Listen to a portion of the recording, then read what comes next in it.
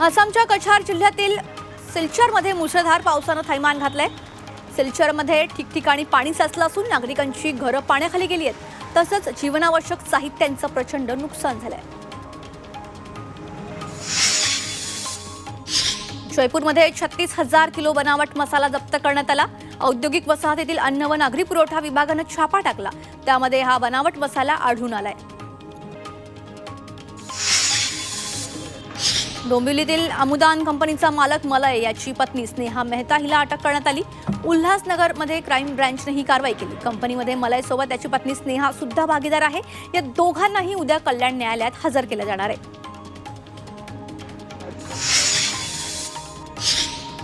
पुण्यातील अपघात प्रकरण ताजं असताना नागपूरच्या बालाजीनगर परिसरात 24 मे रोजी सकाळी 8 वाजता एका बेदरकारनं वृद्धाला उडवलं। नुसतं उडवलंच नाही तर अक्षरशः 40 अमृत नोनी गॅस्ट्रिन, अपचन, ऍसिडिटी, गॅस्ट्रबल ह्यापैकी तुम्हाला कुठलाही गॅस्ट्रिक प्रॉब्लेम झाला, उपाय एकच, अमृत नोनी गॅस्ट्रिन।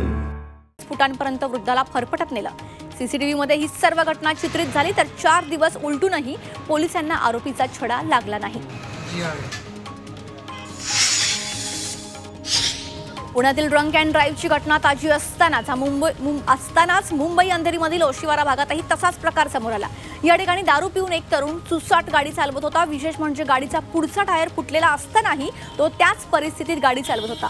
मात्र पोलिसांना पाहताच तो पळू लागला, तेव्हा पोलिसांनी त्याला ताब्यात घेतलं।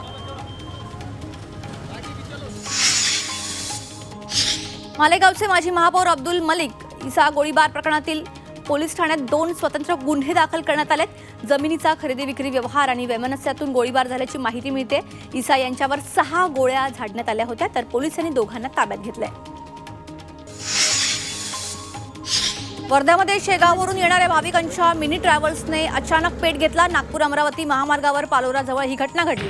ट्रॅव्हलरमधून धूर निघत असल्याने तात्काळ सर्व प्रवासी बाहेर निघाले आणि काही वेळातच संपूर्ण ट्रॅव्हलला आग लागली। शिर्डीमध्ये साई भक्त निवासाच्या प्रवेशद्वारासमोर कारने अचानक पेट घेतला। मात्र साई संस्थांच्या आश्रमातील फायर एक्स्टिंग्विशर वेळेला सुरू न झाल्यानं आग विझवण्यासाठी अग्निशमक दलाची वाट पाहावी लागली।